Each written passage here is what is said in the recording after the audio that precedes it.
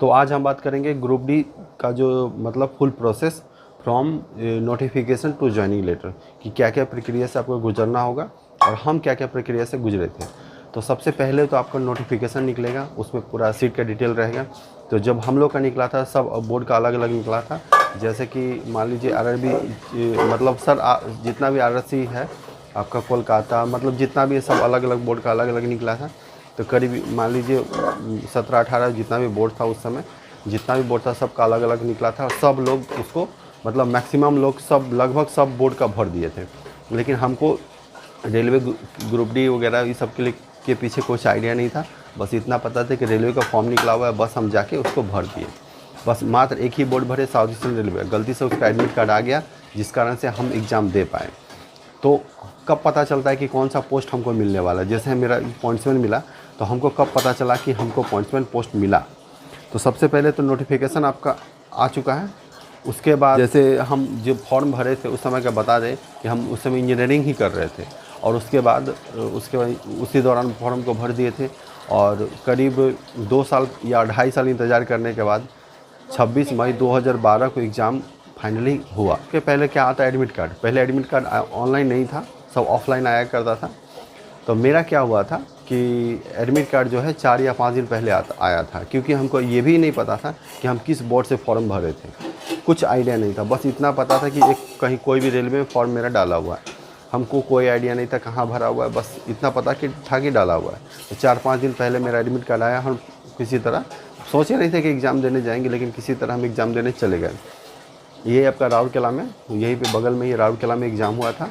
तो बहुत अच्छा एग्ज़ाम गया, मतलब 100-150 क्वेश्चन था, जिसमें से हम करीब 142 को अटैम्प्ट किए थे, जिसमें से लगभग मान के चलिए कि 5-6 गलती हुआ था, बाकी सब सही हुआ था। तो एग्ज़ाम के दौरान बस थोड़ा सा माइंड को कूल रखना होता है। टेंशन तो बहुत होता है, क्योंकि मेरा भी मतलब उस समय मतलब जब कोई जॉब नहीं रहता है तो अलग ही टाइप का टेंशन रहता है।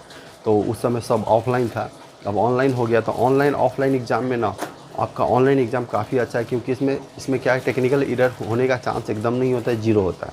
लेकिन ऑफलाइन जो होता था उसमें टेक्निकल मिस्टेक होने का बहुत ज़्यादा चांस होता था। मान लीजिए आप हल्का सा भी रोल नंबर लिखने में गलती कर दिए तो आपका पूरा एग्ज़ाम ख़राब। इसीलिए उसके मुकाबले ऑनलाइन एग्ज़ाम हम काफ़ी अभी अच्छा लग रहा है। एग्जामिनेशन हो जाएगा, उसके बाद कुछ दिन के बाद आपका क्या रिज़ल्ट आएगा। तो रिज़ल्ट मतलब कुछ दिन ज़्यादा दिन वेट नहीं करना पड़ा, 2-3 महीना में ही हमको लगता है रिज़ल्ट आ गया। उसके बाद रिज़ल्ट आने के बाद आपका क्या होगा, फिजिकल एग्जामिनेशन के लिए आपको मतलब बुलाया जाएगा। तो फिजिकल एग्ज़ाम मेरा करीब नवंबर में था। तो उस समय फिजिकल एग्ज़ाम जो हुआ तो मेरा एडमिट कार्ड नहीं आया था। तो एडमिट कार्ड के लिए हम मतलब वेट कर रहे थे कि अब आएगा अब आएगा, क्योंकि आपका रिटर्न निकल चुका था। तो एडमिट कार्ड के लिए हम वेट कर रहे थे कि नहीं आया। तो हम फाइनली आपका कोलकाता, मेरा कोलकाता बोर्ड था, मतलब साउथ ईस्टर्न रेलवे जिसका हेडक्वार्टर कोलकाता में। तो कोलकाता हम घर से कोलकाता गए, एडमिट कार्ड निकलवाए, फिर आए। मेरा जो फिजिकल था वो यहाँ पे था चक्रधरपुर में, जहाँ अभी हम करंटली हम हैं।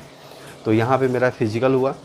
तो फिजिकल पूरी तरह से बोलिएगा तो 1500 मीटर था, जिसमें से जिसको 6 मिनट में पार करना पड़ता था। 1500 मीटर 6 मिनट में, जो कि काफ़ी टफ मेरे हिसाब से था, क्योंकि हम उसका करीब करीब मान के चलिए 6 महीना से ज़्यादा ट्रेनिंग किए थे, तब जाके मेरा क्लियर हुआ था आपका पीटी, मतलब फिजिकल एफिशिएंसी टेस्ट।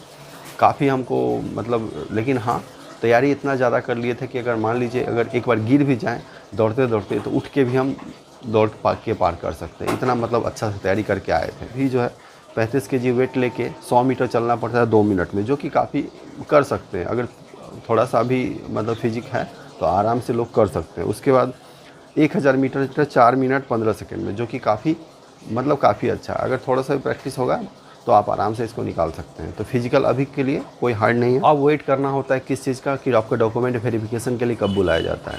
इतना प्रक्रिया होने के बाद आपका क्या होगा, डॉक्यूमेंट वेरिफिकेशन होगा। तो डॉक्यूमेंट वेरिफिकेशन में जितना भी चीज़ बोला गया था कि ये डॉक्यूमेंट आप लेके आइएगा, तो सब डॉक्यूमेंट तो लगभग मेरे पास था।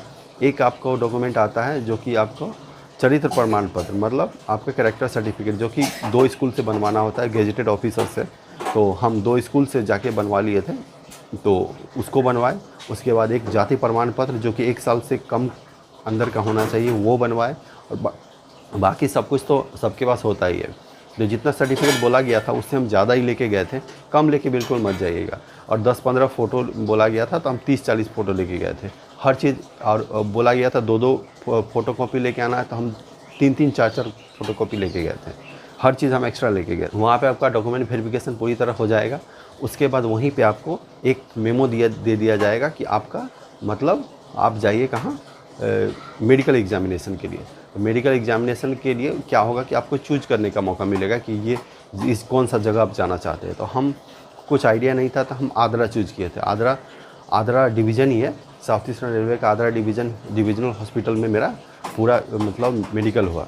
तो मेडिकल में जो टॉप प्रायोरिटी होता है वो होता है A2 एंड बिलो जो मिलता है वो सबसे टॉप प्रायोरिटी होता है कोई भी आपका ग्रुप डी एग्ज़ाम के लिए, क्योंकि ग्रुप डी में सबसे टॉप प्रायोरिटी का जो होता है वो होता है पॉइंट्समैन का और ट्रैकमैन का। तो उसका A2 होता है या उससे कम वो A2 होना चाहिए, A2 उसके लिए एकदम होना चाहिए। और नीचे वाला पोस्ट के लिए नीचे वाला चीज़। हम फिर मेडिकल करवाए, उसमें चेस्ट का हुआ, यूरिन टेस्ट, बहुत सारा टेस्ट होता है। उसके बाद वहाँ पे हमको A2 मतलब मिल गया, एक तो चिट्ठी वहाँ मिल जाता है कि आपका A2 एंड बिलो मतलब मिल जाता है वहाँ से। तो आपका जैसा जैसा मान लीजिए कोई लोग A2 में पास नहीं करेंगे तो उनको B2 मिल जाएगा या C1 मिल जाएगा, C2 मिल जाएगा। तो अलग अलग मतलब आपको मेडिकल कैटेगरी वहाँ पे मिल जाएगा। आपका जैसा मेडिकल होगा उसी अनुसार आपको मिल जाएगा। उसके बाद इतना डॉक्यूमेंट वेरिफिकेशन हो गया, मेडिकल हो गया, उसके बाद आपको फाइनल ज्वाइनिंग लेटर का वेट करना पड़ेगा। और ज्वाइनिंग लेटर आने में मतलब मान के चलिए कि काफ़ी समय तो नहीं लगा, लगभग मान के चलिए कि रिजल्ट से लेके ज्वाइनिंग लेटर के 1 साल का अंतर पड़ा।